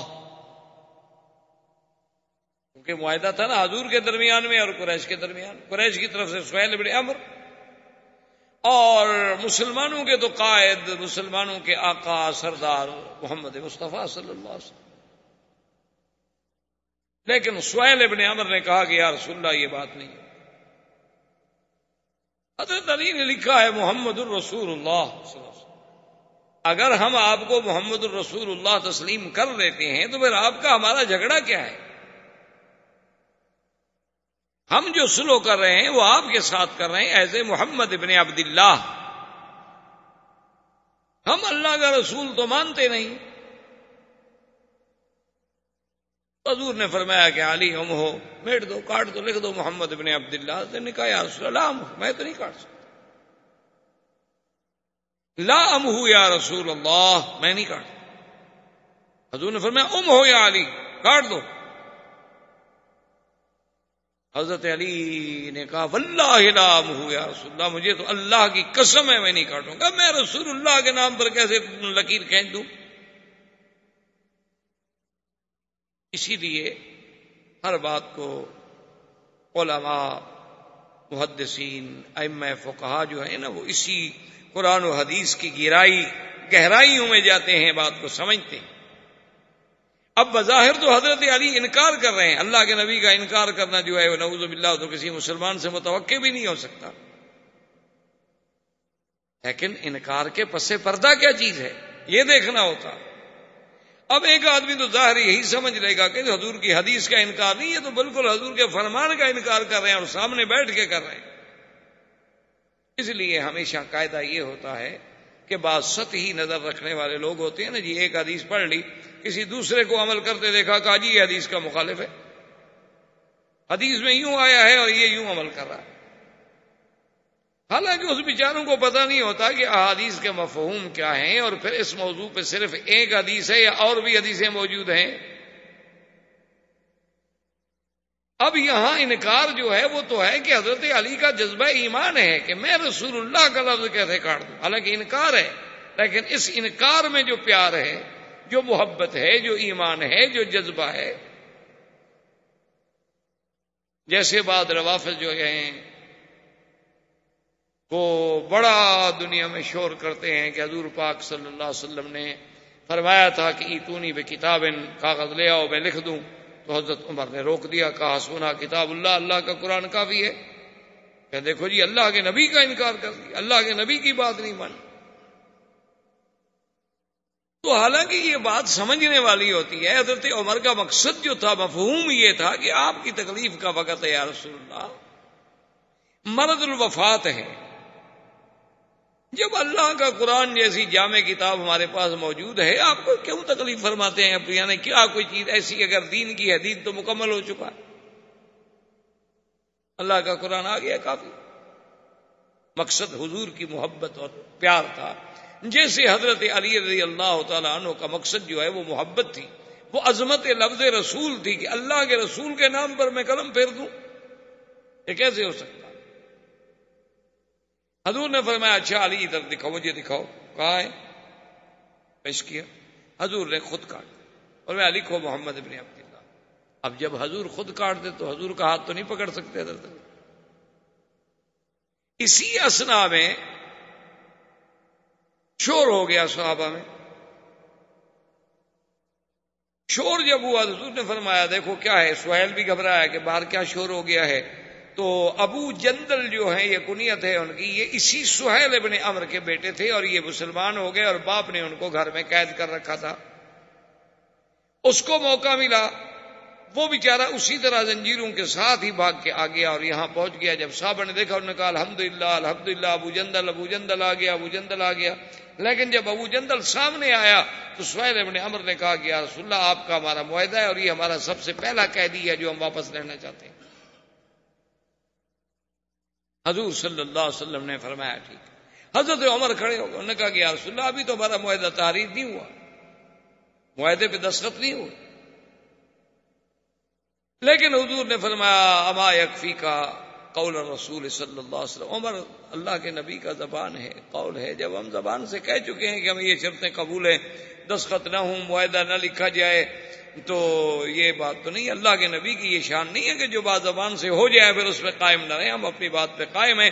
ابو جندل میں حکم دیتا ہوں کہ واپس جاؤ۔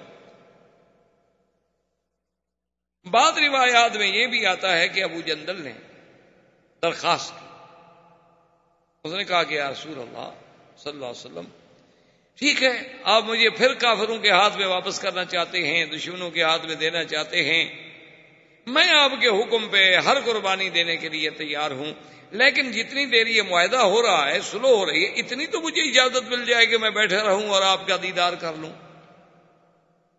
حضور نے فرمایا اب یہ بھی سہیل کے ہاتھ میں ہے، ہم اجازت نہیں دے سکتے، تم ان کے قیدی۔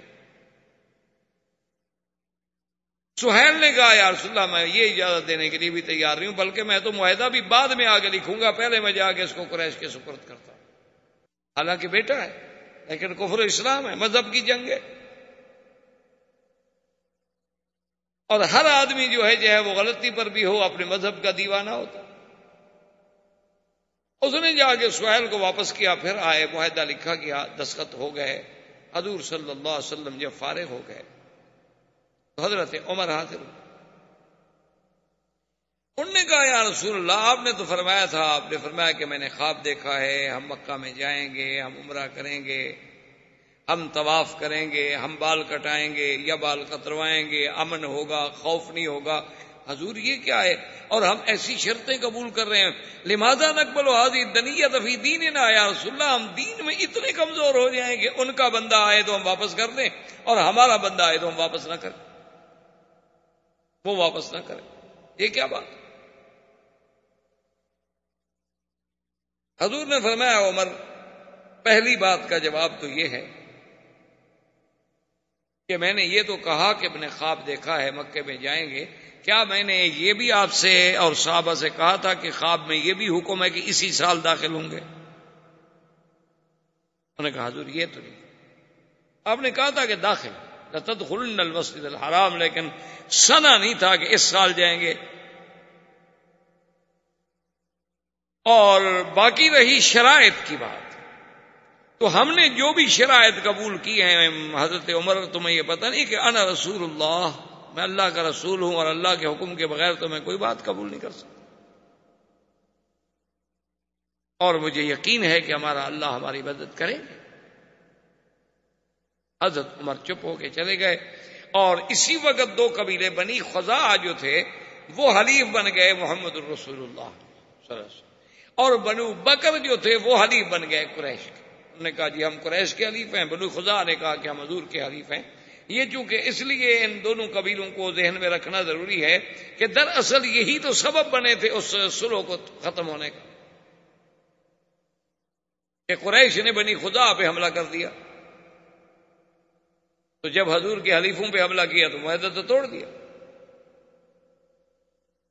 اب حضرت عمر جوش میں آئے، حضرت ابو بکر کے خیمے میں آئے. انہوں نے کہا ابو بکر، حضور نے فرمایا تھا کہ خواب دیکھا ہے، اللہ کے نبی کا خواب تو سچا ہوتا ہے، واہی ہوتی ہے، یہ کیا ہو گیا کہ ہم پکے نہیں گئے؟ تو ابو بکر رضی اللہ تعالی عنہ نے، یہ توارد ذہنی اور توارد قلبی ہے کہ وہی لفظ ابو بکر کی زبان سے نکلے جو حضور کی زبان سے نکلے تھے. انہوں نے کہا عمر، حضور نے یہ بھی فرمایا تھا کہ اسی سال جائیں؟ انہوں نے کہا ہاں یہ تو نہیں.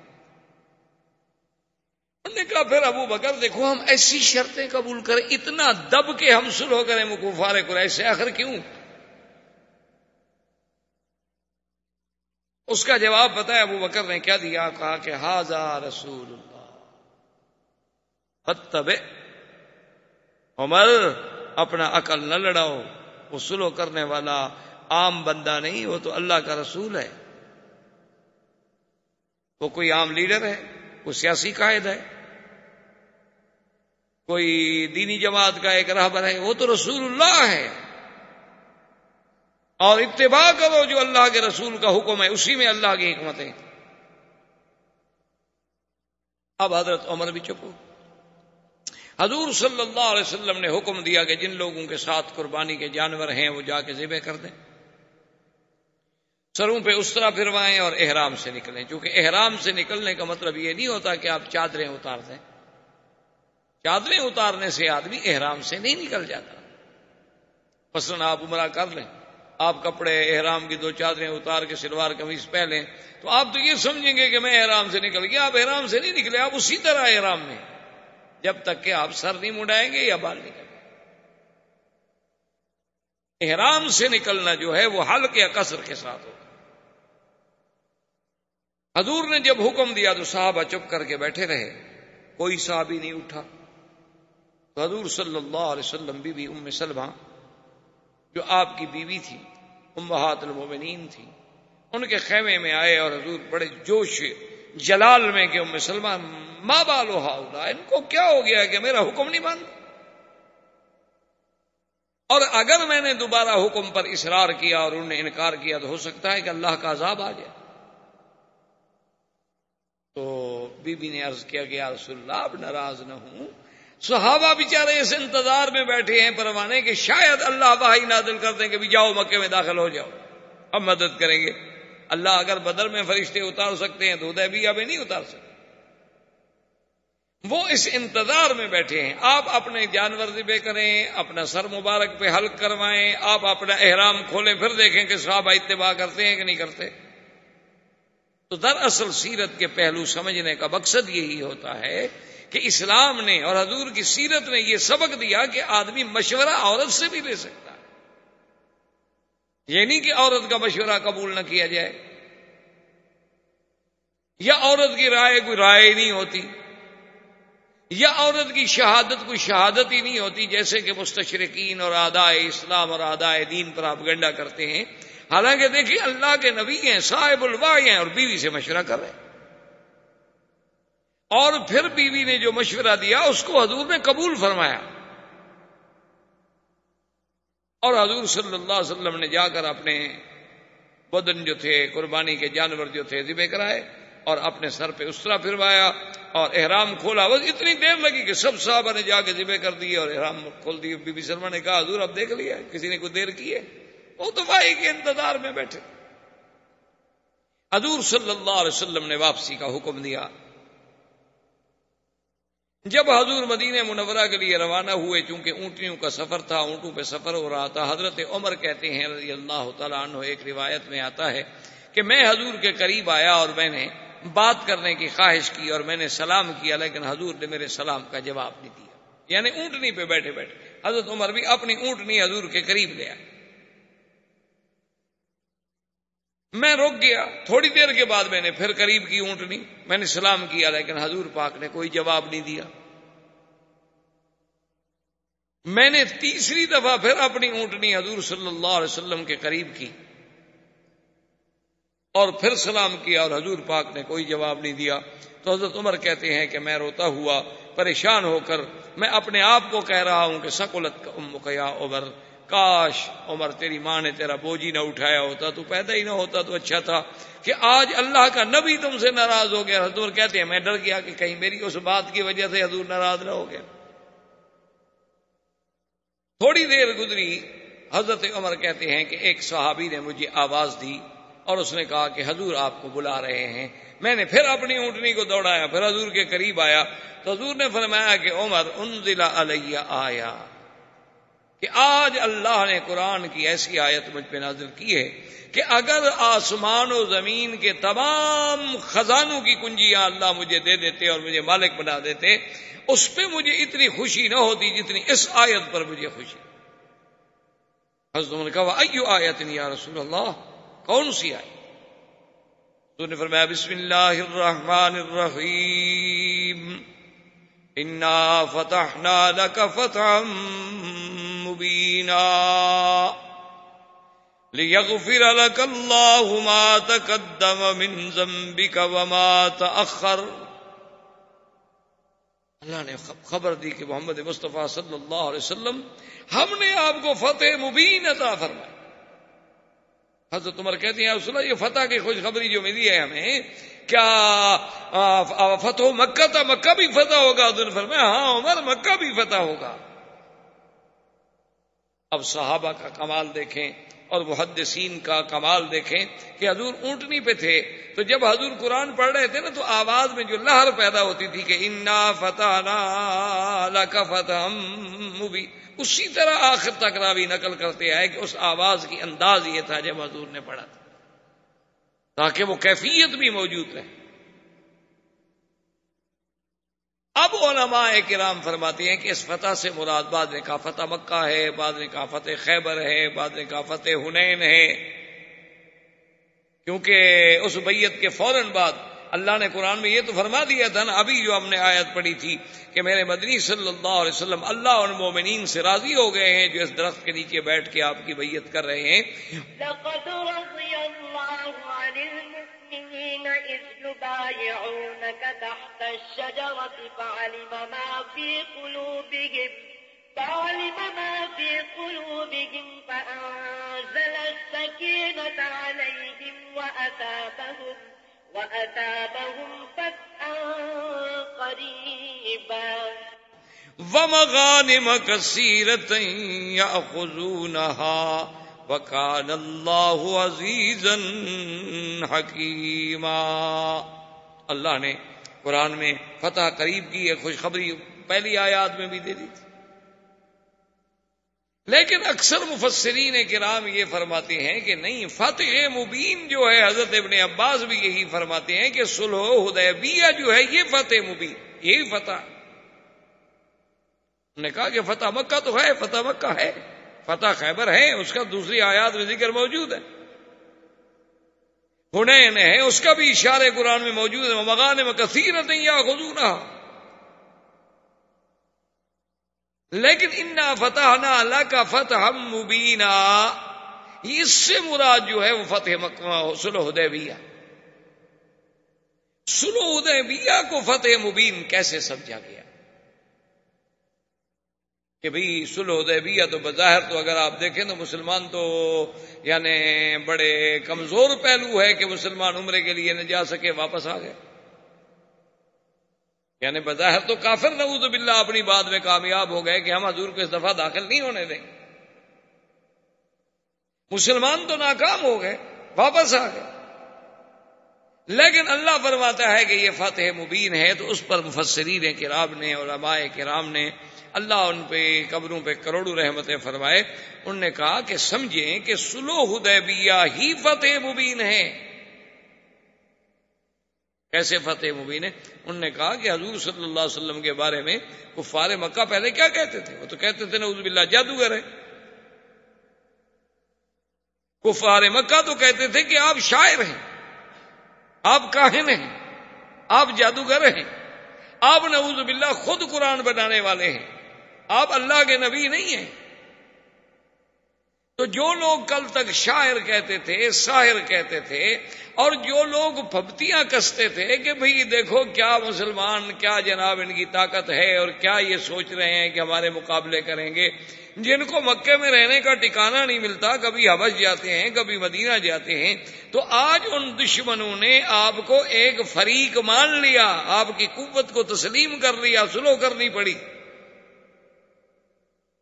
ورنہ تو وہ کہتے ہیں ہم مکے میں بیٹھے ہیں، حضور مدینہ کتنا دور ہے، حدیبیہ تو مکے کے قریب ہے، تو اٹھ کے فوج کے ساتھ حملہ کر لیں، ہم تو یہی ان کو ختم کر دیں، گویا 1400 آدمی ہمارے ہاتھ میں آیا ہوا ہے۔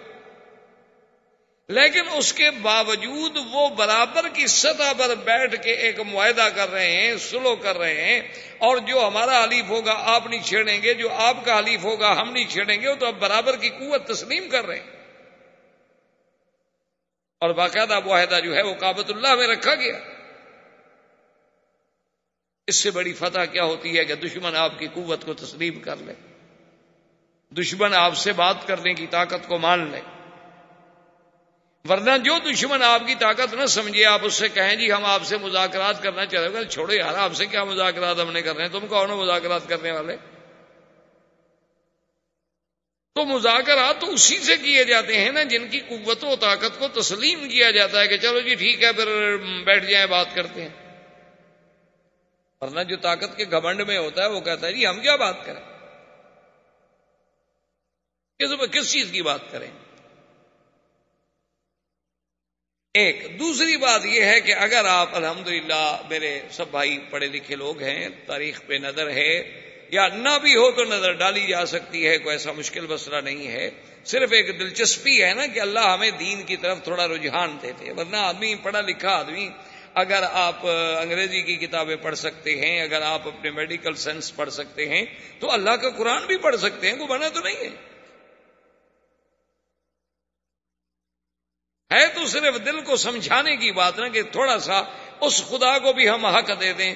24 گھنٹے جو ہم نے پیٹ کے دیے ہوئے ہیں، جس خدا نے ہمیں پیدا کیا، چلو اس کو آدھا گھنٹہ تو دے دیں۔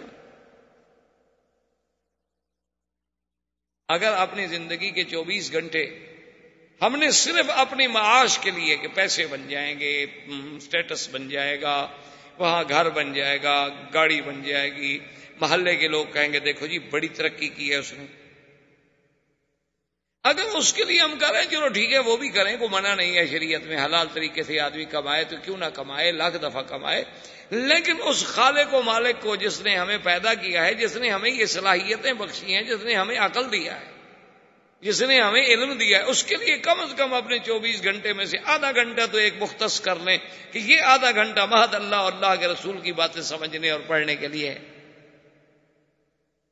تو آپ اگر خود غور کریں گے تو آپ دیکھیں کہ سرکار دو جہاں صلی اللہ علیہ وسلم کو نبوت ملنے کے بعد آپ 13 سال تک مکہ مکرمہ میں رہے۔ 13 سال کوئی معمولی سی بات نہیں ہوتی، ایک عظیم مدت ہے۔ 13 سال کے بعد جب آپ کی عمر مبارک 53 سال ہو گئی تو آپ نے مدینہ منورہ ہجرت فرمائی۔ یعنی مجموعی طور پر اگر آپ دیکھیں تو جب آپ ہجرت کر کے آئے ہیں، مدینہ منورہ میں پہنچے ہیں، تو تقریباً 13 اور 14 15 سال کی محنت کے باوجود مسلمان کتنے ہوئے؟ 150۔ یہ تو پھر انصار میں سے مسلمان ہوئے نا مدینے میں۔ اچھا، اس کے بعد جناب آپ مزید بھی آپ کی عمر مبارک کے 6 سال ملا لیں، کیونکہ یہ واقعہ حدیبیہ کا جو ہے یہ 6 ہجری میں آ رہا ہے، تو 6 سال اگر آپ اس کو بھی شامل فرما لیں، اور تاریخ ہجری جو ہے وہ ہجرت کو مقدم رکھا گیا وہیں سے شروع ہوتی ہے، تو 6 اور 13 19 سال۔ تو 19 سال میں کل کتنے مسلمان تھے؟ 1400 آدمی جو حضور کے ساتھ عمرے پہ آیا، 500-600 نہیں آیا ہوگا، یعنی بچے عورتیں کچھ گھر رہ گئے نہیں آئے، یعنی 2000 آدمی، 3000 آدمی، بڑے سے بڑا آپ لگا لیں 3000 آدمی ہو گیا ہوگا مسلمان۔ تو 19 سال کی محنت میں تو صرف 3000 مسلمان ہوا۔ حدیبیہ کی صلح ہوئی سن 6 ہجری کے آخر میں، 7 میں حضور نے عمرۃ القضاء فرمایا، اور 8 ہجری میں مکہ فتح ہو گیا، تو حضور کے ساتھ 10,000 کا تو صرف لشکر تھا جو مکے میں آیا، یعنی 19 سال میں ہم نے 3,000 مسلمان ہوئے۔ حدیبیہ کی فتح صلح کے بعد 10,000 تو لشکر تیار ہو گیا، اس سے بڑی فتح ہوگی؟ اس طرح اسلام پھر آگے بڑھا، کیونکہ دونوں فریقوں کے درمیان معاہدہ صلح ہو گیا، امن قائم ہو گیا، اب وفد باہر جانے کا مواقع ملے، اور حضور صلی اللہ علیہ وسلم جن لوگوں نے احزاب میں آپ کے خلاف حملے کیے تھے ان کو پہلے ادب سکھا چکے تھے، وہ الگ روب پڑ گیا تھا لوگوں پر، تو اللہ نے اسلام کو ایسی طاقت دی کہ صرف 2 سال کے بعد اس فتح کو فتح مبین کیسے نہ کہا جائے۔ یہ تو سب سے بڑی فتح تھی۔ اور دوسری بات یہ دیکھیں کہ اللہ کے نبی نے جو خواب دیکھا تھا اس میں یہ بات شامل تھی، لقد صدق الله رسوله الرؤيا بالحق لتدخلن المسجد الحرام إن شاء الله آمنين محلقين رؤوسكم ومقصرين لا تخافون فعلم ما لم تعلموا فجعل من دون ذلك فتحا قريبا۔ اللہ نے فرمایا امن کے ساتھ، کوئی خوف نہیں ہوگا، لیکن اب اگر عمرہ نصیب ہوتا تو خوف ہوتا، ڈر تھا، لڑائی ہو سکتی تھی۔ لیکن جب عمرۃ القضاء پہ حضور صلی اللہ علیہ وسلم تشریف لے آئے، اب تو معاہدے کے تابع آ رہے ہیں نا، سب کافروں نے مکہ کھول دیا، کوئی رکاوٹ نہیں، کوئی خوف نہیں، کوئی ڈر نہیں۔ اب حضور صلی اللہ علیہ وسلم جب مدینہ منورہ میں پہنچ گئے تو ایک صحابی تھے حضور کے ابو بصیر جو تھے، ان کو بھی موقع ملا، اور وہ مکے سے کافروں کی قید سے اتفاق ہوا کہ موقع پا کے نکل کے بھاگے اور مدینہ۔ اچھا، خدا کی شان دیکھیں کہ ابو بصیر جو ہے وہ مدینہ منورہ پہنچے اور مکے والوں کے بھی 2 بندے پہنچ گئے۔ السلام علیکم۔ السلام۔ انہوں نے کہا حضور ہمارا آدمی بھاگ کے آ گیا ہے قیدی، اور آپ کا وعدہ ہے کہ آپ نے قیدی واپس کرنا ہے۔ حضور نے بلایا ابی بصیر، تم بھاگ کر آئے؟ انہوں نے کہا تمہیں پتہ نہیں ہے کہ ہماری صلح ہو چکی ہے، معاہدہ ہو چکا ہے؟ کہا جی ٹھیک ہے، جو کیا حکم ہے؟ واپس جاؤ، حاضر۔ اب بظاہر یہ کتنی کمزوری کی شرط ہے، لیکن اس کے اندر جو اللہ کی حکمتیں چھپی ہوئی ہیں وہ تو کوئی بھی نہیں سمجھتا، وہ تو اللہ جانتے ہیں یا اللہ کے رسول جانتے ہیں۔ کیونکہ ایک بات یاد رکھیں، مثلا ایک مسلمان مدینے آ گیا، مدینے سے پھر ہم نے اس کو واپس مکے بھیج دیا، تو گویا مکے میں ہمارا ایک دعوت دینے والا، مبلغ، دین کی بات کرنے والا تو پہنچ گیا نا۔ اور اگر خدا نہ خواستہ کوئی مسلمان مرتد ہو گیا، ہم نے اس کو مدینے سے نکال دیا، وہ ہم واپس نہیں لے رہے، کیونکہ اگر مرتد کو واپس لیں گے تو اور ارتداد پھیلائے گا، اور برائی پھیلائے گا، اور انگارے لگائے گا۔ اچھا ہے کہ ایسی انگلی کو کاٹ دو جس کو کینسر ہو گیا ہو، اس کو کاٹ کے پھینک دو۔ تو ابی بصیر کو حضور نے فرمایا کہ بھئی تم واپس جاؤ، اس نے کہا کہ حاضر، آپ کا حکم ہے تو میں حاضر۔ ابو بصیر کو وہ دونوں کافر جو تھے ساتھ لے کے چل پڑے، اور سفر تو وہی اونٹوں کے ہوتے تھے۔ جب وہ پہنچے آج جسے آپ بیر علی کہتے ہیں، اس کا پہلا نام تھا ذوالحلیفہ۔ ذوالحلیفہ پہ پہنچے تو انہوں نے کہا بھی آج رات یہیں قیام کریں گے، یہاں سے پھر صبح کو سویرے سویرے ٹھنڈے ٹائم میں سفر کریں گے۔ تو ان دونوں کے پاس تلواریں تھیں، تو ابی بصیر نے دیکھا کہ کوئی اللہ موقع دے دے، اس نے کہا دیکھیں اب حضور کا وعدہ تو ہو گیا پورا، حضور نے تو مجھے واپس کر دیا ہے۔ تو اس نے ایک کافر سے کہا کہ اس نے کہا کہ یار دیکھو چلو میں قیدی تو ہوں، تمہارے ساتھ واپس بھی جا رہا ہوں، یہ تلوار تم نے کہاں سے لی ہے؟ احباب کرام، اس کے بعد اب آپ اس مبارک سلسلے کی CD نمبر 23 سماعت فرمائیں۔